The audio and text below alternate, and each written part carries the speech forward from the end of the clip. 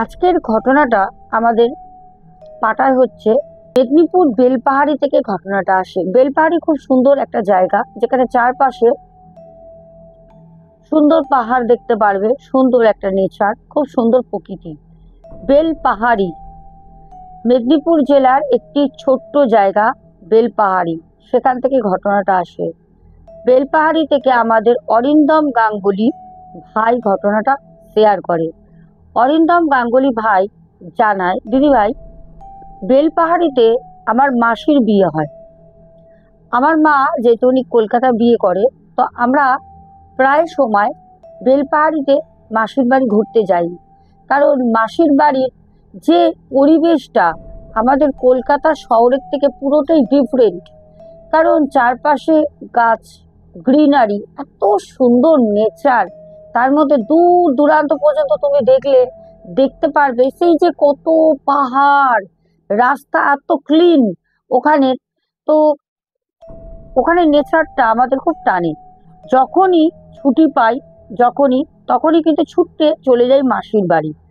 তো সেই রকমই মাসির বাড়ি গেছিলাম, খুব ভালো মনে আছে। 2019 সালের একদম শেষে, মানে ঠান্ডার সময়, কারণ গরমের সময় বেশ গরম লাগে, ওই দিকটা পাহাড় আছে বলে। ঠান্ডার সময় যখন মাসির বাড়ি যাই, ওই নভেম্বরের শেষ, জানুয়ারির শুরুর দিকটা। আমাদের অরিন্দম দাদাভাই বলছে, আপনি ম্যাডাম বিলিভ করবেন না, আমার যে মাসির বাড়ির সামনে একটা ফাঁকা মাঠ আছে। ওই মাঠে প্রচুর স্থানীয় মানে বাচ্চারা খেলা করে সকাল দিকে। সব বাচ্চারা তো আবার স্কুল যায় না, আবার ছুটির দিন থাকলে সকাল দিকে খেলা করে, আবার কেউ বিকেলবেলা। সেই একটা বাচ্চাদের কোলাহল, একটা চিৎকার চেঁচামেচি, হই হই, খুব খুব ভালো লাগে। আমাদের অরিন্দম দাদাভাই বলেন, এরকমই একটা সন্ধ্যায় আমি অনেকটা সময় ধরে ঘুমিয়ে পড়ি। আসলে কলকাতায় থাকা ব্যস্ত লাইফ, কাজ কর্ম, সত্যি কথা বলতে সময় পাই না শান্তি করে যে ঘুমাবো। কিন্তু যখনই আমি আমার মাসির বাড়ি যাই বা আমি কোনো জায়গায় ঘুরতে যাই, আমি বাইরে ঘোরার থেকে প্রেফার করি রুমের মধ্যে ঘুমানোটা। খুব রিল্যাক্স লাগে আর মাইন্ডটা খুব ফ্রেশ হয়। তো আমিও কিন্তু মাসির বাড়িতে গিয়ে ঘুমিয়ে পড়ি। তো আমার মাও সাথে ছিলেন। অরিন্দম দাদাভাই বলেন, যখন আমাকে কেউ ডাকেনি, যখন আমার ঘুমটা ভাঙলো, তখন ঘড়িতে প্রায় 6টা বাজে। হঠাৎ করে তখন কিছু বাচ্চার চিৎকার চেঁচামেচি, মনে হচ্ছে ছোটাছুটি করছে, বাচ্চাগুলো খুব দৌড়াদৌড়ি করছে। খুব জোরে একটা চিৎকার আমার কানে আসে। আমি উঠে বসে আমার হাতে ওয়াচ ছিল, আমি ওয়াচে দেখলাম, বাবা 6টা 5, অনেকটা সন্ধ্যা হয়ে গেছে। সাথে সাথে যখন মনে করছি, তখন ওপরের ঘরে আমার মাসি সন্ধ্যা দিচ্ছে। তো আমি যখন উঠে ঘড়িতে সময়টা দেখছি, তখনই আমার মাসিমণি উপরে সন্ধে দিচ্ছেন। সন্ধ্যার শঙ্খ বাজানোর শব্দ শুনে আমি বিছানায় বসে প্রণাম করে আমি নিচে আসলাম। আমি প্রণাম করে আমার রুম থেকে আমি বাইরে ডাইনিং প্লেসে আসলাম। আমার মেসো আমাকে বলল, আরে অরিন্দম, তুমি এত ঘুমাচ্ছ, সত্যি মানে মনে হচ্ছে তুমি কলকাতায়, তোমাকে কেউ ঘুমাতেই দেয় না। আমি মেসোকে হাসতে হাসতে বললাম, মেসো, আসলে কি জানো তো, কলকাতায় এত কাজের চাপ, সারাটা দিন ব্যস্ত থাকি, মানে আর প্রচন্ড গরম। তোমাদের এখানে বেশ ঠান্ডাটা বেশ গায়ে লাগছে, ভালো লাগছে। আমাদের কলকাতায় সেরকম ঠান্ডাই পড়ে না। সেই যা 2015-য় জাঁকিয়ে ঠান্ডা পড়েছিল, 2015-র পর থেকে সত্যি কথা বলতে মানে ঠান্ডা একদম আস্তে আস্তে কমে গেছে। এখন তো ঠান্ডা বোঝাই যায় না, তবে গরমটা একটু পরে। যাই হোক, তখন মেসো হেসে বলল, হ্যাঁ অরিন্দম, ঠিকই বলেছ, দাঁড়াও তোমার মাসিকে বলছি গরম গরম তোমাকে কফি করে দিক, সাথে তুমি খেলে আমি একটু খেতে পারবো। তো যাই হোক, মেসো আর আমাদের অরিন্দম দাদাভাই দুজনে কফি খায়। অরিন্দম দাদাভাইয়ের মা চা কফি কিছু এসব নেন না, উনি গরুর দুধ খান। তো বয়স্ক মানুষ, তা মাসি আমার মাকে বলে যে দিদি তুই একটা কাজ কর, একটুখানি কফিটা কর, আমি একটুখানি ঠাকুর ঘরটা পরিষ্কার করে নামছি, কারণ দিনের বেলা আমার সময় হয় না। তো যাই হোক, আমাকে মা কফি করে দেয়, দিয়ে মেসো আমাকে বলল, অরিন্দম ঘরে থাকবে না বেরোবে? বাইরে কিন্তু বেশ ঠান্ডা, এখন না বেরোনোটাই ভালো। তাও এই পাশ ওপাশ করতে করতে প্রায় ঘড়িতে 7টা বাজবে বাজবে সন্ধ্যা। তো যেহেতু ওই দিকটা একটু পাহাড়ি এলাকা, তো আর রাতের বেলা বেশ রাস্তাঘাটগুলো ফাঁকা হয়ে যায়।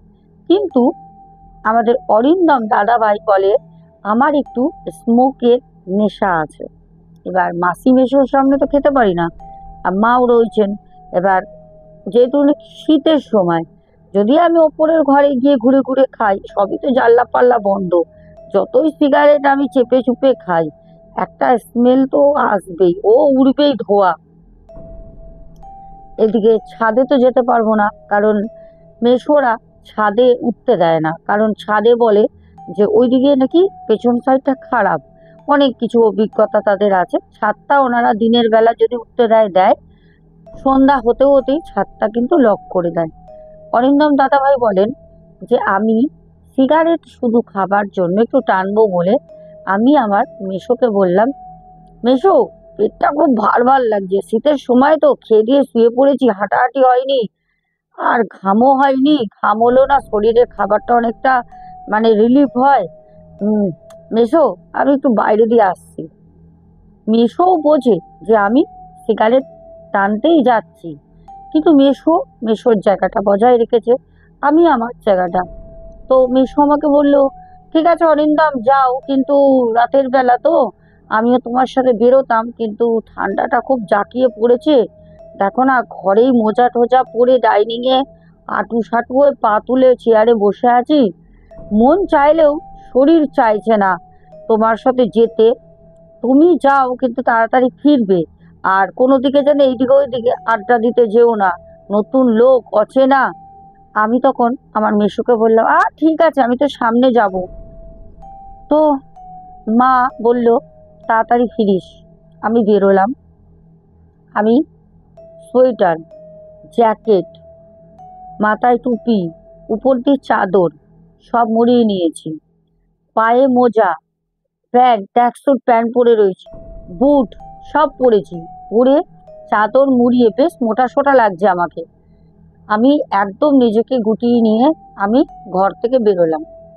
বেরিয়ে আমি যখন হেঁটে যাচ্ছি সামনের মাঠটা দিয়ে, হঠাৎ আমি মাঠে দেখলাম একটা বাচ্চা একা একা গোল গোল গোল গোল করে ঘুরছে। তখন ঘড়িতে আনুমানিক 7টা 11-12 হবে, কি 15, 7টা 15, এর বেশি না। আমি বাচ্চাটাকে বললাম, এই ঠান্ডায় বাড়ি যাবি না? তোর ঠান্ডা লাগছে না রে বাবা, ঘুরছিস কেন? ছেলেটা না আমার দিকে তাকালো, না আমার সাথে কোনো কথা বললো।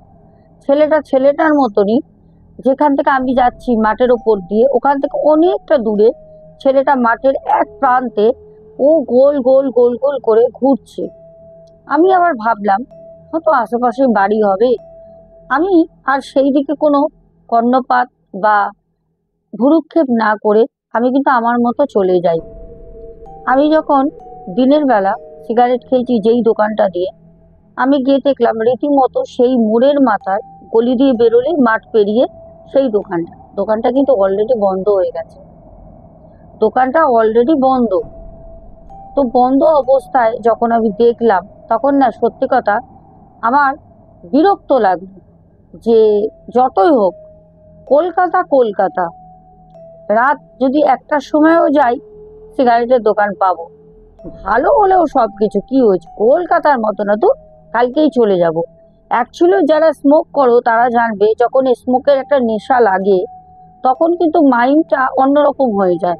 যেহেতু উনি রুমের মধ্যে খেতে পাচ্ছে না, অরিন্দম দাদাভাই তো কলকাতায় থাকলে কাজের মধ্যেই থাকে, উনি তো বাড়িতে থাকেনই না। সানডেতে একদিন ছুটি থাকে, সেই দিনও বন্ধুর বাড়িকে প্রেজেন্ট করে উনি ওনাকে। তো সেখানে গিয়ে ওখানে মা আছে, মেসো আছে, মাসি আছে, আর মেসোর এক ছেলে, সে বাইরে থাকে লন্ডনে। কি করবে কিছু বুঝতে পারছে না। ঘড়িতে দেখলো প্রায় অনেকটা সময় হয়েছে, তখন 7:35-37 ঘড়িতে টাইম। অরিন্দম দাদা ভাই ভাবলো কোথায় যাব। সত্যি কথা বলতে দাদা ভাই সেরকম ভাবেও ওইদিকে রাস্তাঘাট চেনেন না। মেসোর সাথে যা সকালবেলা ঘুরেছেন, এসছেন তো আগের দিন, সেরকম রাস্তাও চেনা নেই। রাতের বেলা অচেনা জায়গা তো বুঝতে পারছে না। হঠাৎ ওই যে মোড়ের মাথায় দাঁড়িয়ে আছে, ওখানে একটা অটো এসে দাঁড়ায়। অটোতে কেউ নেই, একটাই অটোতে শুধু ড্রাইভার। তখন কেউ নেই, ফাঁকা, ঠান্ডা তো, আর ওই দিকটা তো পুরো গ্রাম। তখন ওই অটো চালক যে ভাইটা ছিলেন, ওনাকে গিয়ে অরিন্দম দাদা বলে যে দাদা, এখানে দোকানপাট সব বন্ধ হয়ে যায় নাকি? দেখছি দোকান বন্ধ, আমি কি দোকান পাবো আগে গেলে? তখন সেই গাড়ির চালকটা দাদাকে বলে যে হ্যাঁ হ্যাঁ, এই তো এই রাস্তা ধরে সোজা চলে যান, গিয়ে দেখবেন বাঁ দিকে একটা রাস্তা ঢুকে গেছে, ওই দিকে গেলে আপনি দোকান পাবেন। তখন অরিন্দম দাদা বলেন যে ফুটের উপর কোনো দোকান নেই। বলছে দোকান আছে, বন্ধ হয়ে গেছে, আমি তো ওই দিক থেকে ঘুরে আসলাম। এবার নেশা, কি করবে, একটা না পেলে রাতে ঘুম হবে না, ভাত হজম হবে না। উনিও হাঁটতে হাঁটতে হাঁটতে হাঁটতে ওই রাস্তা ধরে উনি যান। যখন হাঁটতে হাঁটতে যাচ্ছেন, তখন সেই অটো ড্রাইভার গাড়িটা সামনে নিয়ে এসে দাঁড়িয়ে বলল যে দাদা, আপনি যেই দিকে সিগারেট নিতে যাবেন, ওই দিকে আমিও যাব, আমার বাড়ি তো ওই রাস্তায়, তবে আপনাকে হেঁটে আসতে হবে দাদা, আপনাকে আমি ছেড়ে দেবো, টাকা পয়সা লাগবে না। এতটা হেঁটে যাচ্ছেন, যদি যেতে যেতে 8টা বাজতে যাচ্ছে, দোকান বন্ধ হয়ে গেলে আপনি বেকার গিয়ে ঘুরে আসবেন। তবে দেখুন, আপনার কাছে একটা অনুরোধ। তখন অরিন্দম দাদাভাই বলেন কি বলেন? তখন বলছে যে ওইদিকে যে আপনি যাচ্ছেন, আপনি একা আসতে পারবেন তো? আপনাকে তো কলকাতার মানুষ মনে হচ্ছে, চিনতে পারবেন? দেখুন দাদা, আমি কিন্তু রিটার্ন আর আসবো না। তখন ওই যে নেশার টানে অরিন্দম দাদাভাই ওনাকে বলে যে আপনাকে কি বলে যে ধন্যবাদ দেবো আমি বুঝতে পারছি না, আপনি আমাকে নিয়ে চলুন, আপনি আমাকে নিয়ে চলুন, আপনি শুধু রাস্তাটা আমাকে একটুখানি নির্দেশ করে দেবেন, পথ নির্দেশ, আমি চলে আসবো। বললো ঠিক আছে, আপনি বসুন। অরিন্দম দাদাভাই অটোর মধ্যে পেছনের সিটে উঠে বসলেন। গাড়িটি চলছে, মানে টোটোটি চলছে। সোজা এসে কিছুটা রাস্তা, একটা সরু ইটের ভাঙা রাস্তায় ঢুকে যায়। দুপাশ অন্ধকার, ঘুটঘুট ঘুটঘুট ঘুটঘুট করছে, একটাও আলো নেই। তখন আমাদের অরিন্দম দাদাভাই ওই অটো ড্রাইভারকে বলেন যে ভাই, এই রাস্তায় তো একটা আলোও নেই, রাতের বেলায় লোক এখান দিয়ে চলাচল করে কি করে? বলছে দেখুন, মানে কাজ না থাকলে কেউ এইদিকে আসে না, আর সব থেকে বড় কথা, যারা গ্রামের লোক তারা তো এখানে থাকে, তাদের ভয় ডর লাগে না। যেরকম আমি স্লেপারে আমরা ওই হাতে টর্চ টর্চ নিয়ে আসি, সেরকম আমরা হেঁটে আসি না। তো তখন আমি ভাবলাম, আমার কি আশাটা ভুল হলো? একদম ঘুটঘুট করছে অন্ধকার, দুপাশে সারি সারি জঙ্গল, রাস্তা, একটু গা ছমছম করছে, চারপাশে শুধু ঝিঝি পোকার শব্দ ছাড়া আর কোনো কিছুই নেই। জোনাকি উঠছে আর ঝিঝি পোকার প্রচন্ড শব্দ, গাঢ় শব্দ, খুব জোরে একটা ঝিঝি পোকার শব্দ।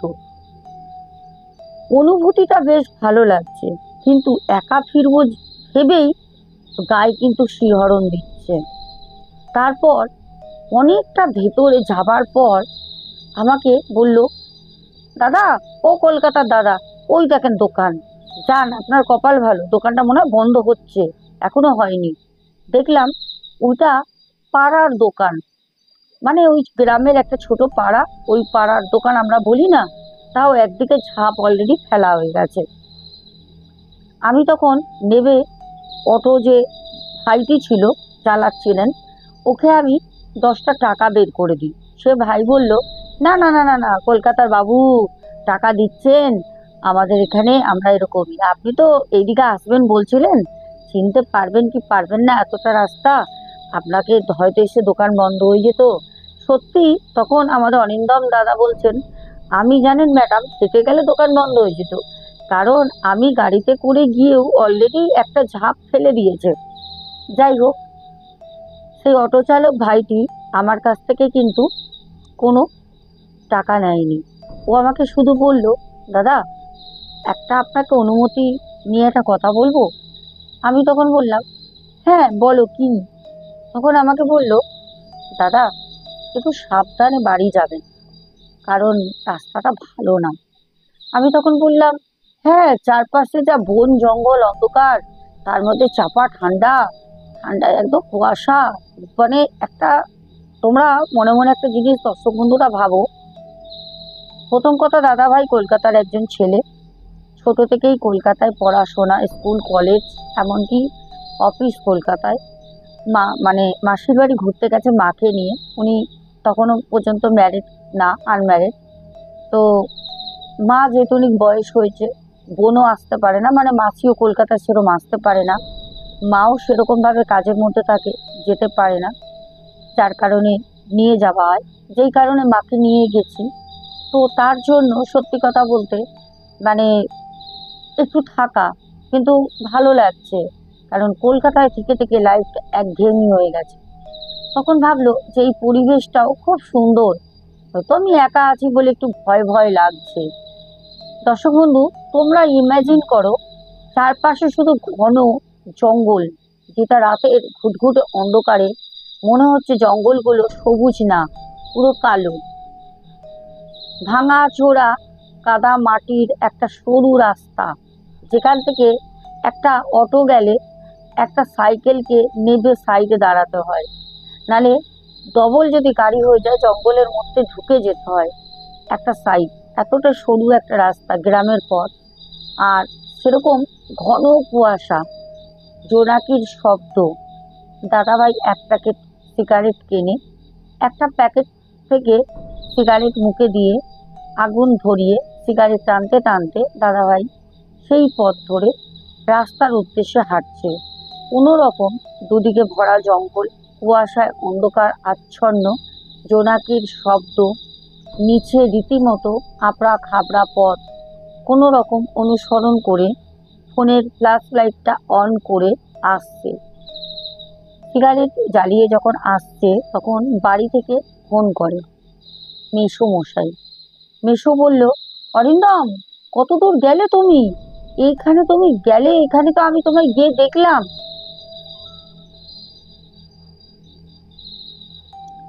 কত দূর গেলে তুমি? আমি তো এখানে গিয়ে দেখলাম, এখানে তো দোকান বন্ধ আছে, তুমি কোথায় গেলে বলো তো। আমি তখন মেসোকে বললাম, মেসো আমি তো রাস্তার নাম বলতে পারবো না, কিন্তু হাই রোড থেকে এসে বাঁদিকে একটা কাঁচা পাকা রাস্তা, ওখান থেকে আমি নেবে একজন অটো ভাইয়ের সাথে আসলাম। ও যদিও এইদিকে বাড়ি চলে গেছে, আমি এই বাড়ি ফিরছি। আমাকে মিশো হট করে ফোনের ওপার থেকে বলল, সর্বনাশ করেছে, তুমি কোন দিকে চলে গেছো? এই রাতের বেলা ওইখানে তো কেউ যায় না, তুমি ওইদিকে কেন গেলে? তাহলে তুমি দাঁড়াও, আমি আসছি।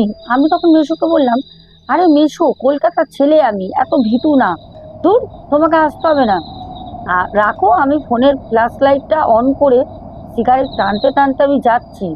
তখন আমাকে মেসো বলল, না না অরিন্দম, তুমি একটু পা চালিয়ে হাঁটো, বুঝেছো, এত ক্যাজুয়ালি নিও না, আর তুমি সিগারেটটা একটা শেষ হতেও তার একটা ধরিয়ে নিও, আমি এক্ষুনি বাইক বের করে আসছি।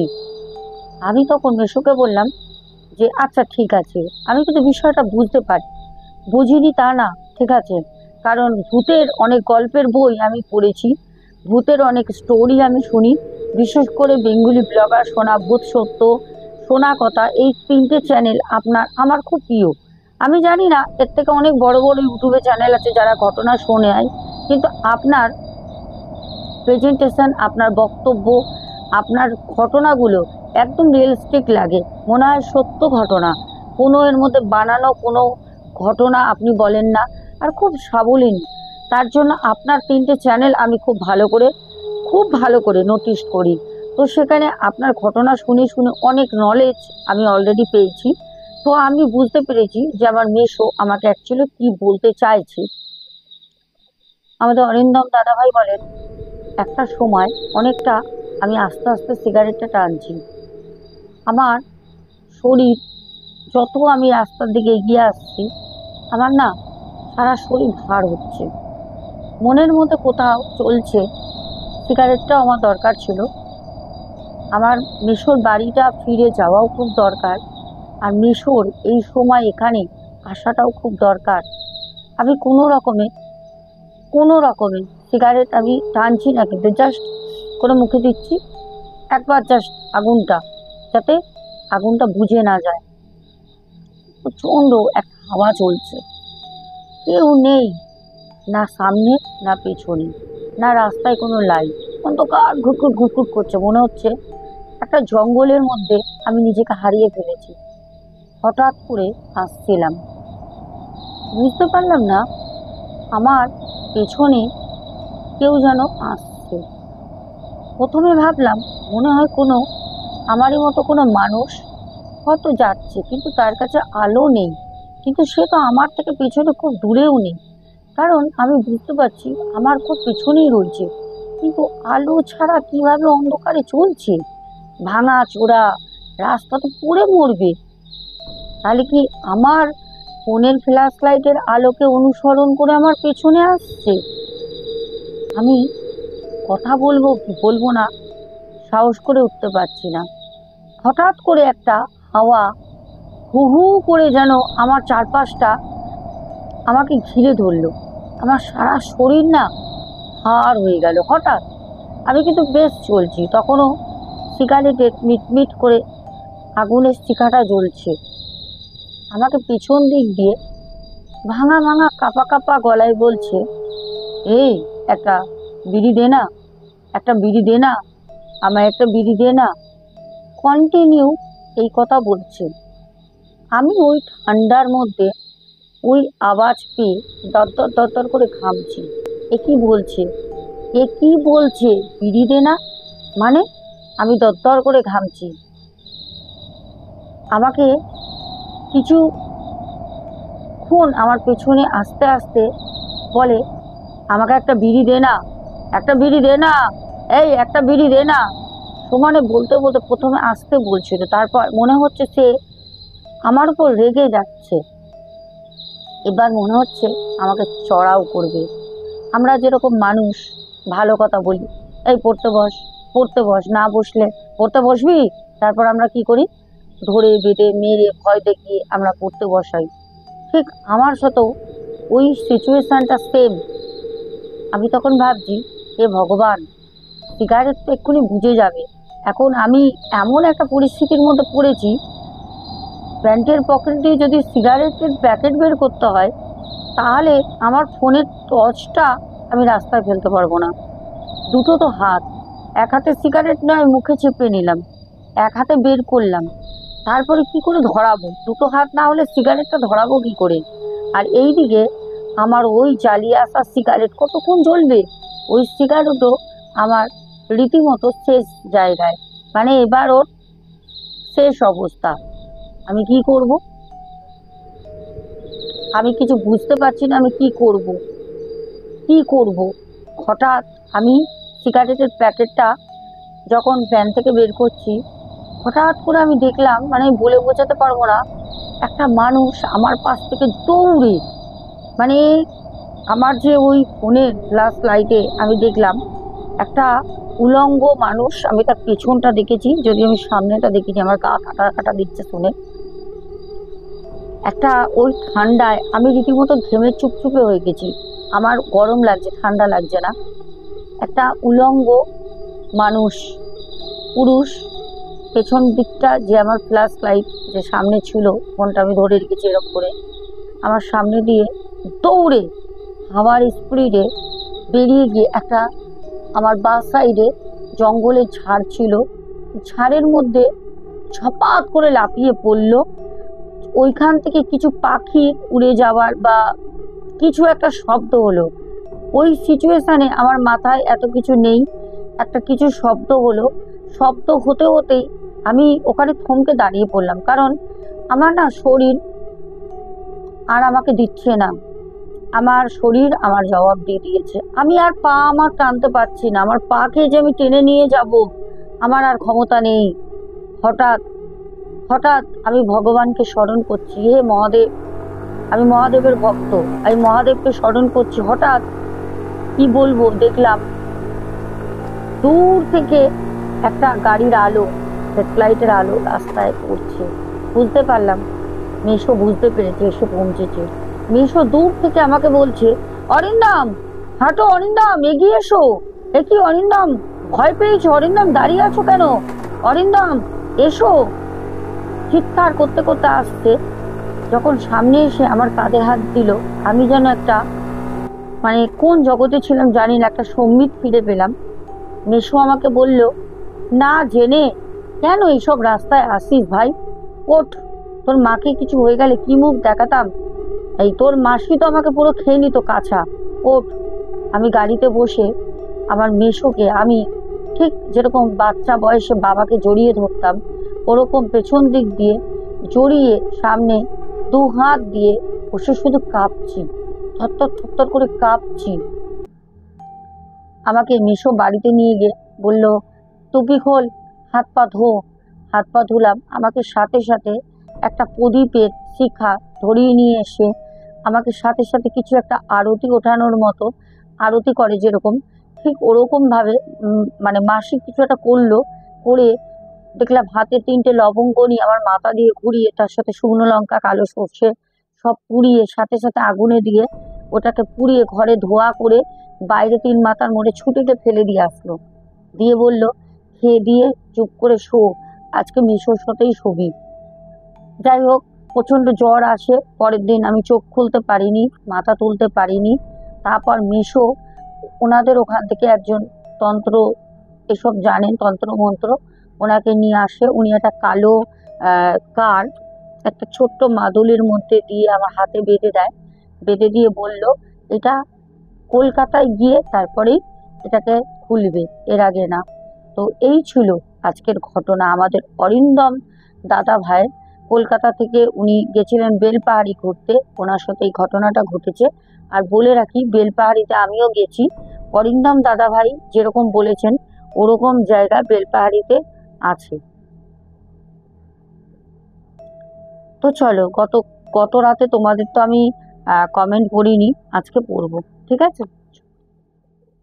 আজকে কিন্তু ঘটনা অলরেডি অনেক বড় হয়ে গেছে, আমি শুধু নামগুলো পড়ছি, আজকে কমেন্ট আর বললাম না, ঠিক আছে?